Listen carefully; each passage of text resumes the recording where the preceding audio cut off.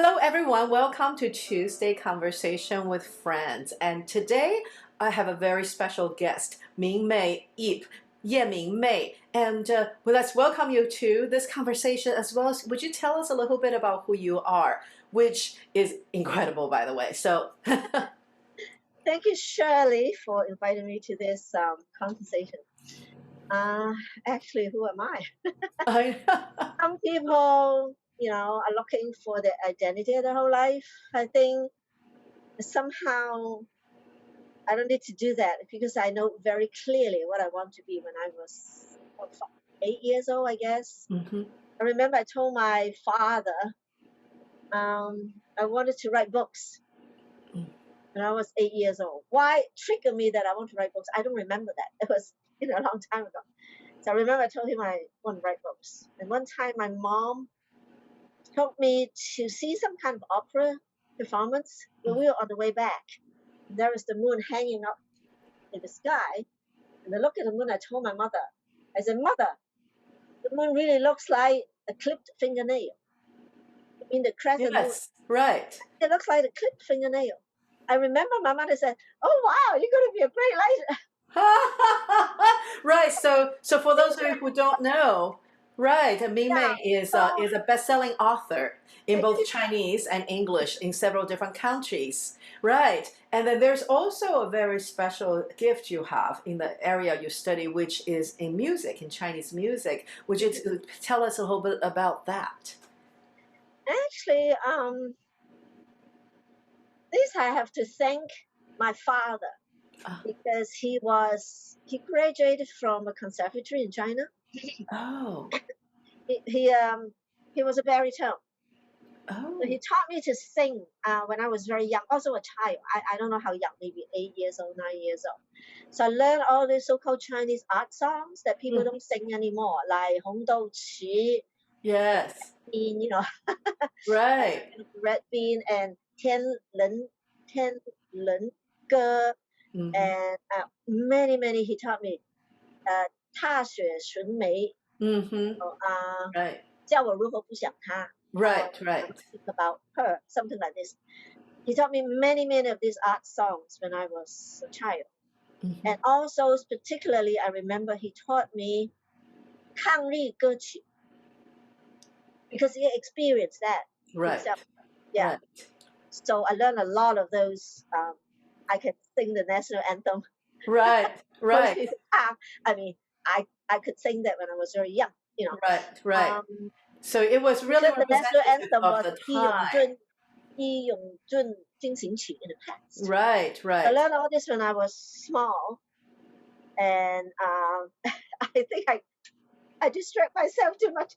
What is your That's question? okay. Yes. So and then at the end of the program, Oh you will yeah, get to so hear a clip of Mime singing. By the way, so yeah, so so stay with us that's until why the end. that's why Right. in my head Right. Right. I was about 10, I guess, not young, not too young, 10 or 11, I don't remember. And then he sent me to take piano lessons. Hmm. You Of know, course. Yes. yeah, and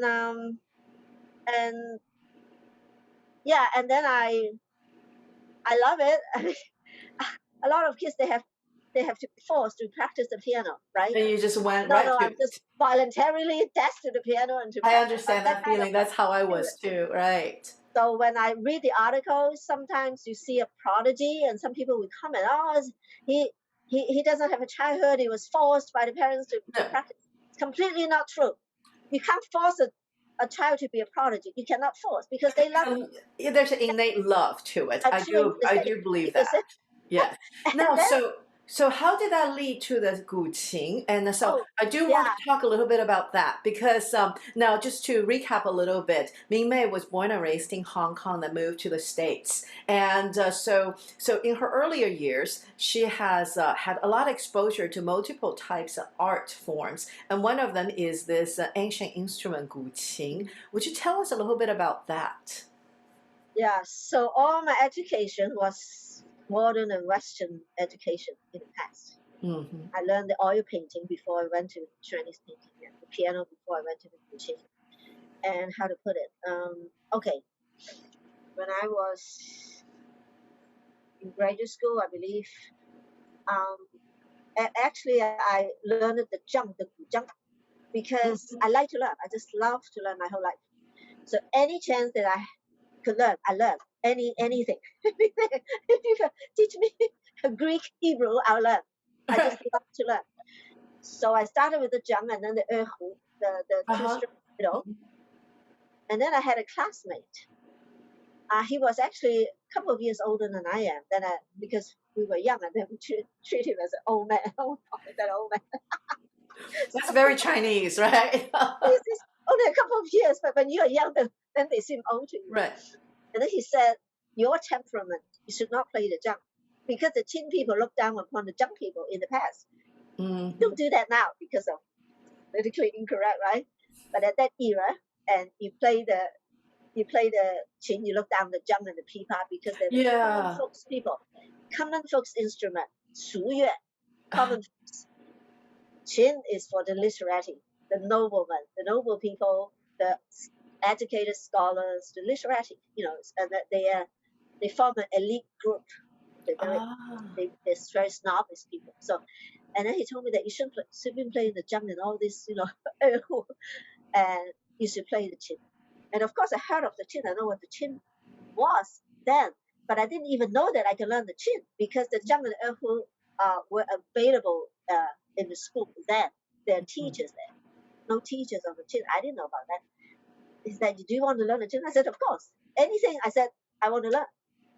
So finally, he taught me to see. He said, your temperament, you should not learn the jump. You should learn the Qin. Yeah. So he recommended me to his teacher. Because the teacher was almost, I could say, that's the only one Qin teacher in Hong Kong then. Wow. It was about 40 years ago. And not only she was the only one teacher, and she was the best. Wow. And it just happens she was the best. You can be not a very good player, but you're the only one and you teach. It's automatic. It just happens. Best. So I consider myself really very lucky to have met my teacher. I have to say thank you for my Wow. So let's take a look, because I have a clip of you playing it, because I think music is to be heard and sing, right? Yeah. Because otherwise it's not real. So let's take a look. Yes.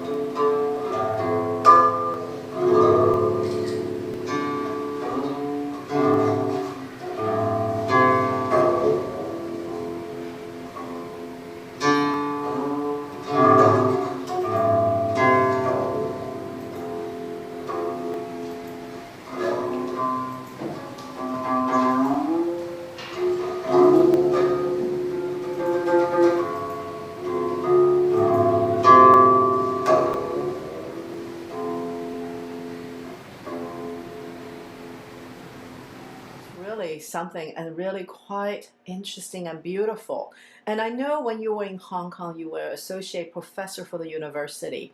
And in our conversation, you mentioned there is a deep association between Guqin and the Buddhist studies and the Buddhist music. Could you tell us a little bit about the relationship between the two and maybe a little bit of history of how they come about? You mean the Qin and Buddhist music? Yes. Okay. Qin has been the literary instrument for, about a long, long time, 2,500 years at least. And um, how to put it? So literati, that means they learned people. And in China, in Chinese culture, learned people always inspired or influenced by two philosophies, right? Confucianism, Taoism, Mhm. and then later Buddhism. Always these three philosophies.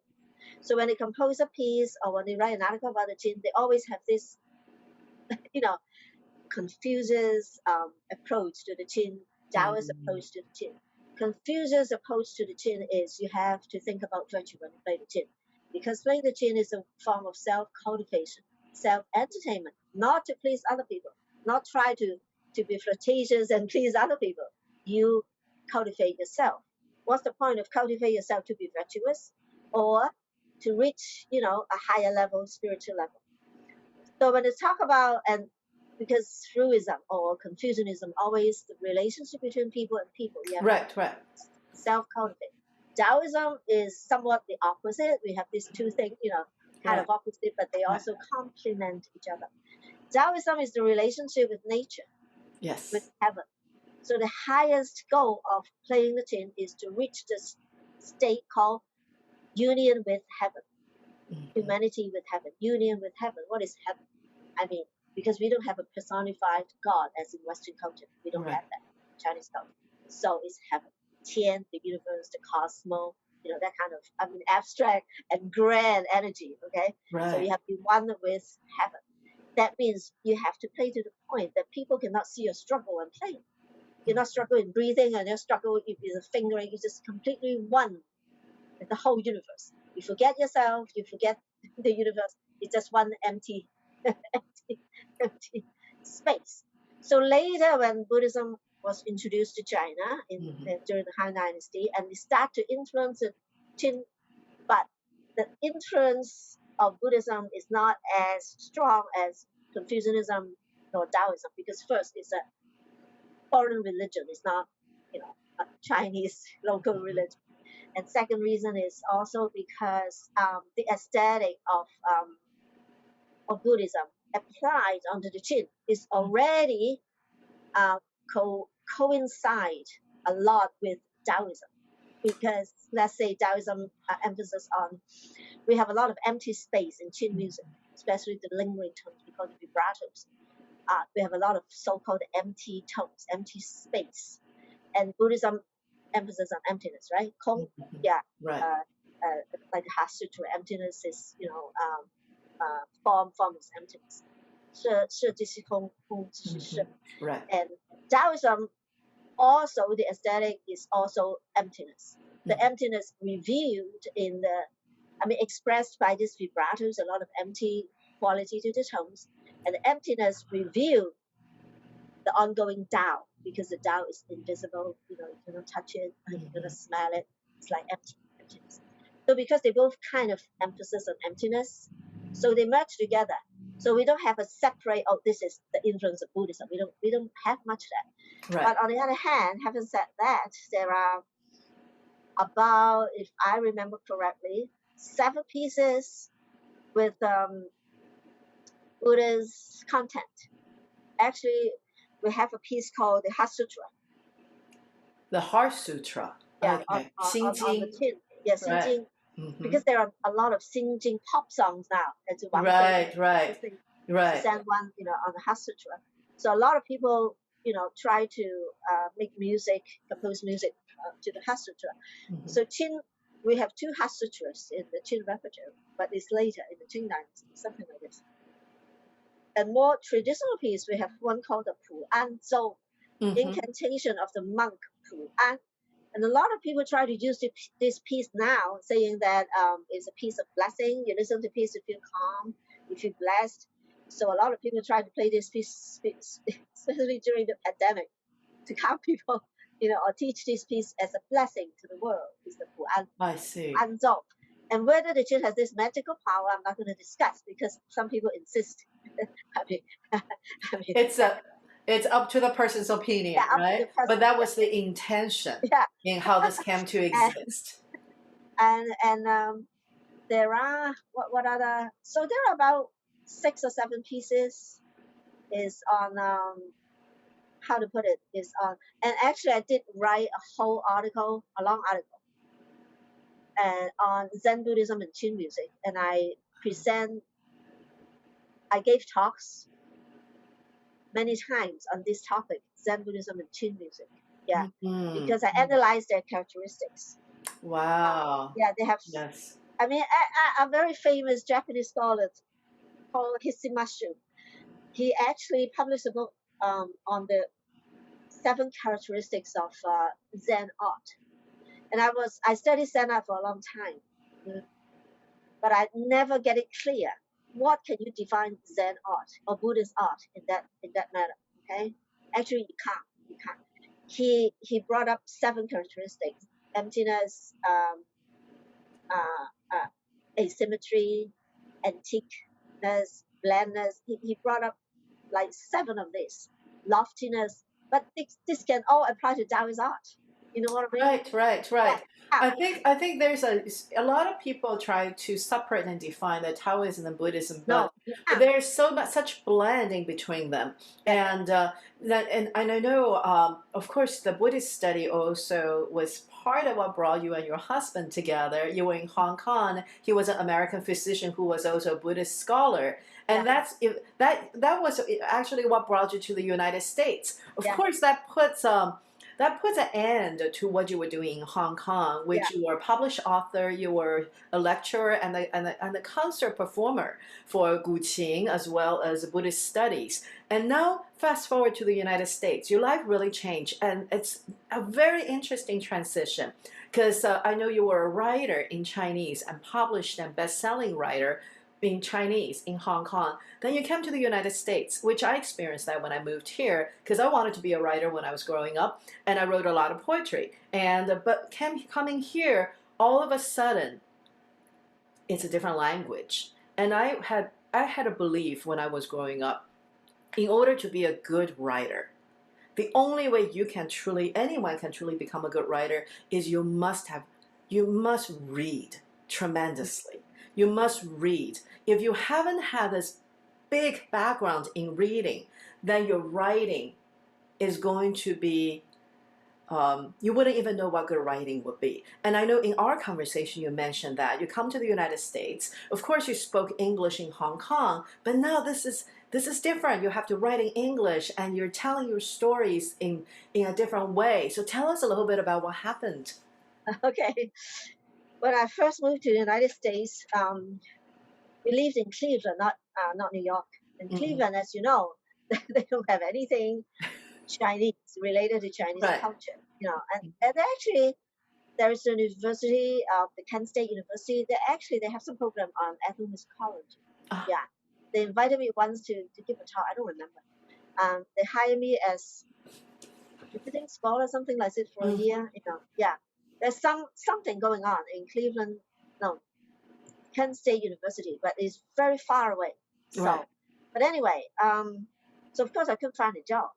Mhm. I was very active in Hong Kong. Right. I organized like hundreds of concerts. Some I participate, some I invite famous people. Mhm. And each concert has a theme. Like I have Chinese piano music, Buddhist music, Taoist music, Mhm. Chinese folk songs, Mhm. narrative music, all kinds of different themes. Mhm. And suddenly I had nothing to do, right? I mean, I'm that kind of person. I'm constantly doing something. I I understand. find life fulfilling. I Right. can't stop for a minute, Right. but I couldn't do anything. And of course, you couldn't teach then because there's no chin students at that era. No, not possible at all, especially in Cleveland.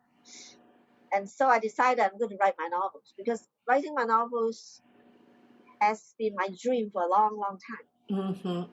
but I never had a chance because in Hong Kong, I was so busy as a professor, and concert organizers and also writers, but writers academic books related to my teaching. Right. Like I said, I decided to write novels. I'm not going to write. But actually, when I was in the United States in Cleveland the first year, I finished writing a book in the United States. It's this one. My book on Buddhism. 人间好时节，禅禅话去禅话 right. Zen talks, Zen paintings. It's a pun, right? Hua and hua. Yeah, and I did all the paintings, 8 paintings in this. This was a bestseller when it first came out. It was published a long time. I did all the paintings. There are about 30 paintings. About 30 paintings, 8 paintings, 8 Zen paintings. So I wrote this book, and after that I said I'm going to write a novel. And I haven't written anything. I wrote a little bit short stories in Hong Kong in Chinese, but not in English. And so, in order to be a good writer, because it's very, very difficult to get published. Now people just self-publish, right? The self-publish has a major problem, right? Because nobody knows about your writing. You don't have someone to promote at all. So I never thought of self-publishing then. Now it's a different situation. Right. The world has shifted. With the social media right. Back in the day, you didn't have access. Yeah, no. So first, I took writing classes. Particularly, actually, it's more grammar classes than writing classes because you have to deal with that as a Chinese from Hong Kong. Yeah, that's the first line, the first layer. It's the technique of writing. Took a lot of grammar classes and a lot of writing classes. And then I forced myself to read at least 200 books a year. Wow. Yeah, 200 novels a year, and compare different authors and analyze the sentence structure because that's the most important thing. Yeah, sometimes they have to short sentence. Sometimes they have a long sentence. You cannot have one paragraph of all long sentence. You have to pay attention to all these minor details. But when people they don't pay attention, they just smooth reading. Oh, I love it. But they don't know that you spend so much effort behind. Nobody knows. So short, and then how many long sentences before have a short one? I calculate all this. I experimented all this, and some people suddenly have a very, very good image. That's the best is an image. And what do I mean by image? A very famous Chinese author, Zhang Ailing. Yes. I love her writing. Right, of course, she lived in Los Angeles. Especially her short stories and essays, but her novels actually are not up to standard in my opinion. She is excellent in short stories, and she has a very famous saying: "Life is like a sequent." Is it the right pronunciation? That is a beautiful evening gown. She said life is a beautiful, sparkling evening gown, fraught with bugs. What kind of image? Stunning, right? Right. And then you first, beautiful. You had it already, the image of a beautiful evening gown, right? You go to all those fancy parties wearing this gown and people praise it, and suddenly it's crawled with bugs. And she said, life is like this. And whether it's right or not, she has such a stunning image, never leave your mind. So I try to strive to learn and to create images like this. I mean, beautiful. It doesn't have to be shocking like hers, but beautiful images. You just have to be, and that is hard because that you have to have creativity, not just because you study. You have to have creativity too. Yes. I study a lot people's images. How do they come up with images? And I analyze the sentence structure, the sentence. Sometimes I even memorize. It's a very good sentence. I even memorize. So I work very hard on learning all this skill. Number 1 is skill. Number 2 is what you write about. But skill always number 1. Always number 1. You don't have the skill no matter what noble thoughts you have. You're not communicating, you're not delivering, which of course translates into music, translates into visual art, which you're also an artist. And I do agree with it because my mother taught Chinese literature. So ever since I was a very small child, I just read. They weren't always children's books either. They were full books, fully written. And my habit was reading 3 to 4 books a day because, after a while, your speed picks up. And that's one thing I always lament is coming to America. I feel like my reading speed is not the same in Chinese. And but the basic layer is the writing skills has to be there. Then you Yeah. share the content, the story. And I do want to toggle over to the screen real quick to your website because you talk about imagery. And of course, the first book I was exposed to that was yours was A Peach Blossom Pavilion. Oh, And yes, yeah. and I want people to see, um, this is a visual of course the peach blossoms, the peach blossom pavilion is this orange one, Yeah, yeah. and red petals from the sky. Even the titles of those books, even the Petals from the titles of those Sky books. is about my parents' love story and somewhat my life. Of course, I add a lot of, Right. dramatic events to it. But the Petals from the Sky is my parents' love story and Ah, my own story. It's about wow. Buddhist nuns that I grew up with. I mean, not grew up with. I mean, Right, I spent a lot of time with Buddhist nuns. So right, I know Buddhism, I can say from the inside and right. out. Right.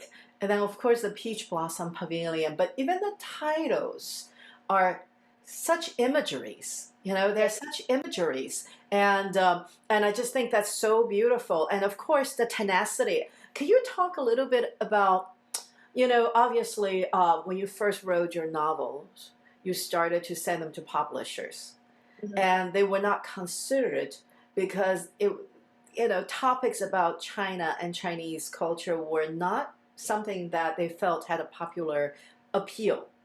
And so it took you 15 years or so before Yeah. you were actually able to get published. And then, of course, Yeah. like, it got on several best-selling lists and critically acclaimed, reviewed by the New York Times. Uh-huh. But what kept you going those 15 Okay. years? Mm-hmm. Success in one way is because you never quit.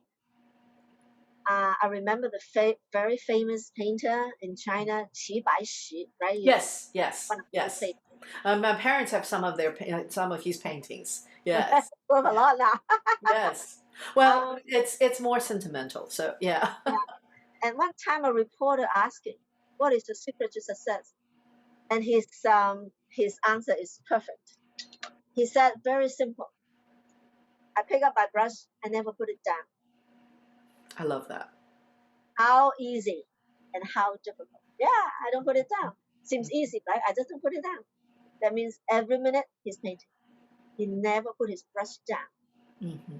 You you never could, and then some way there will be success. But of course, you have to learn it the right way. And how to learn it the right way now is easy with YouTube, social media. I mean, not social media, online stuff, right? I'm easy to learn. So I always tell my students, if you fail to learn, I have no sympathy because you have access to all these resources and Everything. Hmm. information. Not my era. Is struggle, to be somewhere. But Right. nowadays, I mean, you just have to learn. And then, of course, you have to find a good teacher. Good teacher, Mhm. good teacher is vital in a way Yes. because they will teach you the right method. Otherwise, you learn all the wrong method. And the Agreed. second thing, good thing about a good teacher, and he or she has to be a generous teacher too, Yes. is for the connection. Yes. Very much so. Yeah, I Very mean, much so. so I consider my students quite lucky. Yeah, because I remember when I was starting to study in New York, and one of the things my agent told me was, I'm going to introduce you to a teacher who can really transform your singing. But in addition to that, he's connected with all the right people. Yeah, And the artist is not able to, well, at least before the pandemic has changed a lot of that. But before, you didn't have access to be heard. You didn't have access to meet people. But, and having somebody making the introductions for you, it's yeah, always easier for somebody else to champion you than for you to yeah. champion yourself. Yes. But But then, of course, yeah. yeah. Sorry. But Go I ahead. love for you to talk about how did you become connected, because there was so much perseverance and tenacity and an incredible attitude that goes with that part of your story that I love for people to hear about. The most important thing actually is besides the persistence, to Hmm. succeed. Hmm. And then, how to put it? One thing is you have to be well prepared. Suddenly, an agent, oh, she looks good and she dressed well. Maybe see whether she can do something for us, but you have nothing to offer. all what you offer is junk, Yeah. then even the opportunity knock at your door, you're not going anywhere. So I always also tell my students, have prepared all the time, put yourself prepared, at least to your best. Mm-hmm. I mean, you can't compare to someone like this, but to your best. And you always get opportunity. And that's my experience. I get opportunities because I'm, so who said that? Is it, I don't remember. Maybe Woody Allen.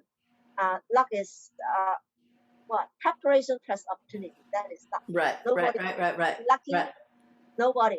The only luck is you don't have to prepare is if you were born into a rich family.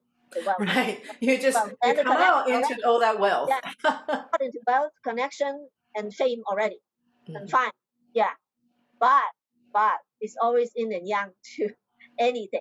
And some rich kids, they cannot deal with the pressure, and some, as we all know, some kind of become drug addict because they can't deal with it's too much, too much. Right, right. So, Yes, so yes. And oh, so, of course, one of the most wonderful things that I've come to know about you is nothing ever stays still. You're always propelling forward. So there are yeah, some new things that's coming up. You have been writing and publishing children's books, and so I love to know what next. And of course, you mentioned you also have been making some visual art. And so, can you share some of those things with us? yeah. Let me share my visual art first, because I'm doing. I'm going to do another 2 books. Actually, I thought I posted this on Facebook in the past, Yes. but I just that's my artwork. That's Ah, my calligraphy. Actually, Hudiamo. this is my Right. students' hand. My students have very beautiful hands, and one time she play like this. I said stop, and I take a picture, and I did this painting How based on beautiful. her hand, based on Yes. her hand. And this is exactly her hand. Beautiful hands. I love it. Uh, and my calligraphy. Yes. This is silver, if you can see, it's silver. Put a Yes, lot of yes, yes. silver Now in we can there. see that the iridescence. Yeah, my calligraphy combined with painting. Lovely. I love that. Yeah. So my recent projects, I always have projects because I I can't love that. stay still. Uh, I'm going to publish, not publish. I mean, a publisher contact me and to do 2 more children's books. 2 more. Wow. It's a very big publisher. It's the biggest actually in Europe. And so I'm working on that. I'm going to do the illustration soon. I finished the writing. Ah, And I have 2 more books also on the instrument, on the chin. And it's the Shanghai Music Conservatory Press. sure, sure, sure. Finished one. Yeah, and I still one more. And the thing is it takes a much longer time to write because these 2 books will be bilingual. Wow. So because now many foreigners also interested in Chin, so they're smart. Right. I mean, they make it bilingual, but the only minor problem, I don't know how they promote because a lot of people, like let's say they know about it's bilingual because a lot of Americans they don't know how to purchase those in China. I mean, I don't have a Chinese account, but I have students. They ask their parents or their brother, I mean, whatever friends, and they buy books or things for me, and then they ship it to the United States for me. But if you're Americans, how do you do that? I don't know. Yeah, unless you have friends in China and they're willing to do it for you too, because it's Wow. some kind of so Well, that's my present project. Do I have more? I well, maybe always people can put on Alibaba or something. Who knows? do projects. Right. I love that. You're always doing something, and it's always something that contributes for the greater good of the humankind. And I love your Yeah. work. And I'm just feeling so fortunate that you're willing to join us today. Oh, And I happy. think, Yeah. yeah, I think your knowledge, first of all, educates people. You're an educator, you're a writer, you're a musician, you're an artist, and but it also is inspiring just for us to see your journey and Thank you. see all that desire to continuously reinventing, taking risks, not to be afraid, taking risks, not to be afraid of both failure and success, because And people success fear presents success. even more Yeah. challenges, right? Yeah.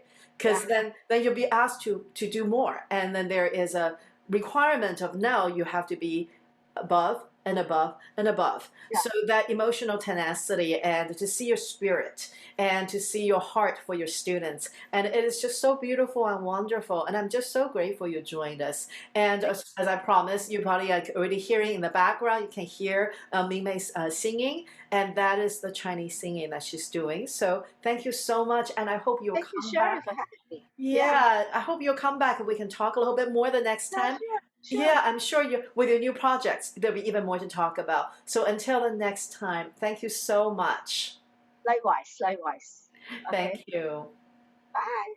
Bye. 深云尽落花多，愁里有春过。我早西宫知一音，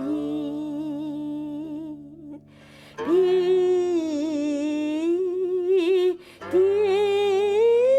正声歌，年年诚心有台言，金杯酒，尊王权，明月夜深归眠，是老烟浓眉楼断，寄予人愿闻，清贫小妾，双鹊中天，望朝阳宫殿，有心处收敛永不绝，风楼细而出，寒千天不还，春款梦在一沙光阴边，生而今，香浪尽你宝剑尘满，却